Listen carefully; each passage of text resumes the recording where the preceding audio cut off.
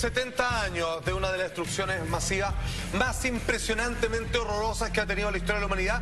Me refiero al lanzamiento de la bomba sobre Hiroshima. Así es, señor. Amigos míos, 166.000 personas en cosa de segundo desaparecieron de la faz de la Tierra. Y déjenme decir que cuando uno es víctima de una explosión de carácter termonuclear, lo mejor que te puede ocurrir es que mueras en el acto. Sí, es crudo decirlo, es quedar vivo crudo decirlo, pero es verdad. De todas esas enfermedades radiactivas, de todas las deformaciones genéticas que se llevarán a lo largo de tus generaciones familiares, son realmente un horror, aún más terrible que la misma muerte instantánea producto de la misma explosión. ¿Cómo se fraguó el ataque a Hiroshima y también a Nagasaki? ¿Cómo nace? ¿A partir de qué? Nace a partir de una especie primero de venganza y competencia y de resguardo de parte de la fuerza de los aliados durante la Segunda Guerra Mundial. Estamos con el presidente Roosevelt en Estados Unidos. Sí. Se sabe que los nazis están generando a través de un grupo de élite de científicos la bomba de destrucción masiva más importante que jamás haya creado el hombre, que es una bomba atómica. Sí. Albert Einstein advierte de aquello. Comienzan a hacerse estudios de la misma manera en una carrera impresionante que parte en el año 1939, de hecho en Norteamérica, y que finalmente ya para el año 1945, bajo la atención de 130.000 químicos y físicos, hasta lograr desarrollar primero esta bomba termonuclear, con una capacidad entonces muy pequeña a las que existen hoy en día en los misiles intercontinentales, pero en una capacidad de destrucción que obviamente el mundo aún no puede olvidar. Es el proyecto Manhattan, donde obviamente quizá el nombre que más suena además de Albert Einstein, que de alguna manera terminó arrepintiéndose el solo hecho de haber sembrado la semilla de la idea de que se le podía extraer un tipo de energía del uranio, pero que tanto podía ser para el beneficio de la humanidad como para ser la bomba más poderosa jamás creada por el hombre. Y por el otro lado está Oppenheimer, el hombre que de alguna manera, después de ver los resultados de esta nefasta creación, decía: me he convertido en el heraldo de la muerte, el destructor de mundos. Se sabe que este hombre, obviamente, dado su origen, su raza judía, fue expulsado de esta Alemania que estaba pro la raza aria, ¿cierto?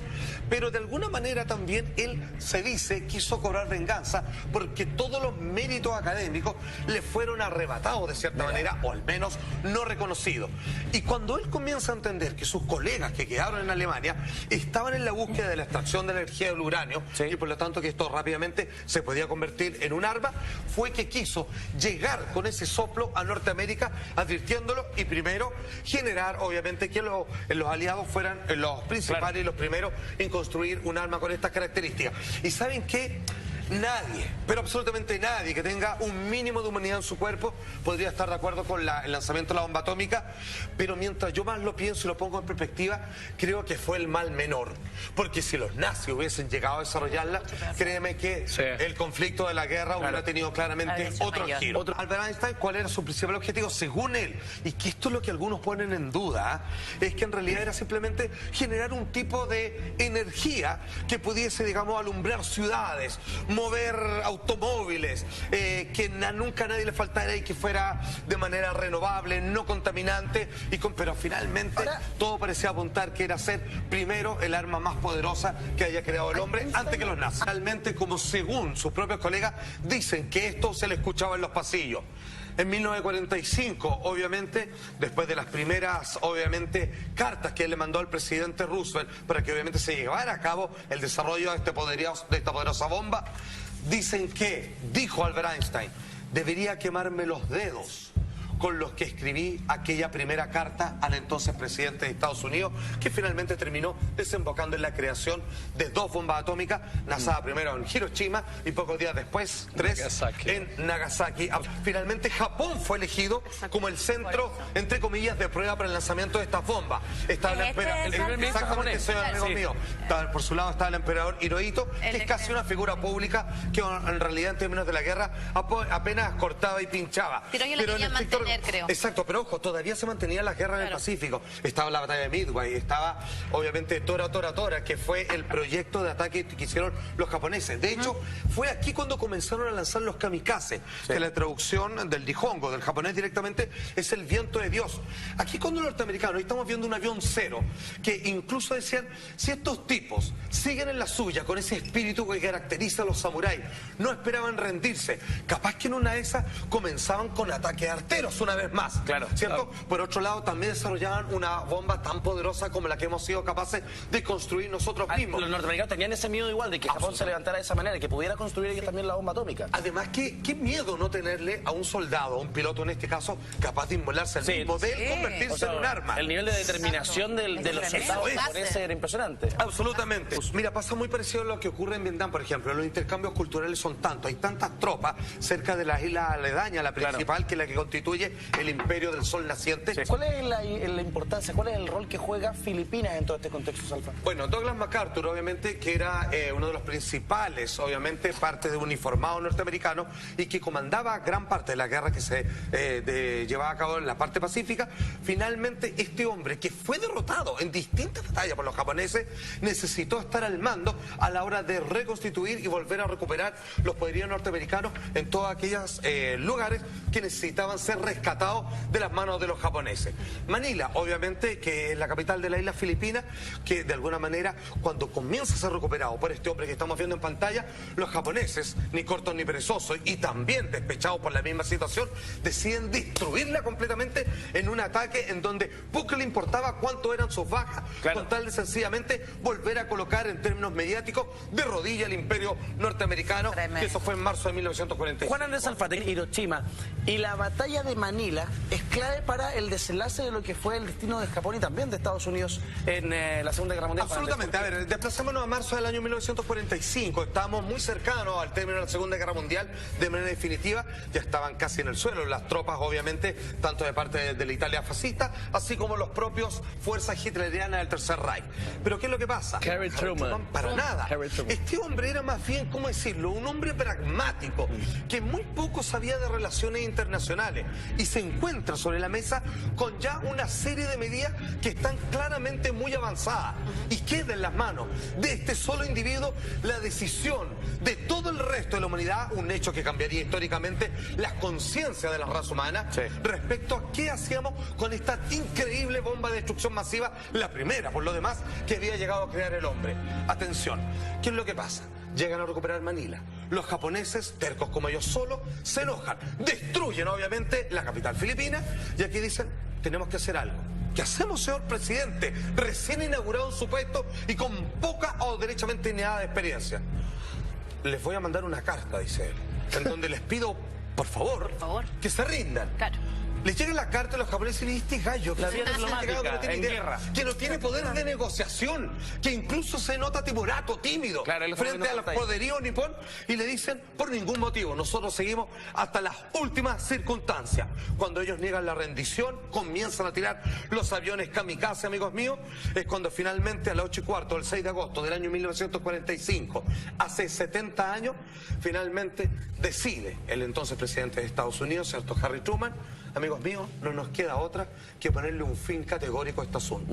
Y manda en los aviones Enola Gay a lanzar esta bomba que generó este famoso hongo atómico que se elevaba 17 kilómetros hacia el cielo y que en aproximadamente los primeros segundos, cuando digo segundos no alcanza a ser un minuto, ya habían 166.000 muertos, compadre. A 4.000 grados Celsius. A 4.000 grados Celsius, donde obviamente ni siquiera los edificios resistían, quedaban convertidos en ceniza en cosas obviamente de microsegundos. Es que la imagen se queda corta, es bien impactante, pero aún así se queda corta porque hay mucha destrucción que es imperceptible al video. O sea, nosotros no alcanzamos a percibir el terror, el infierno que estaban viviendo. Y las revelaciones que impactaron.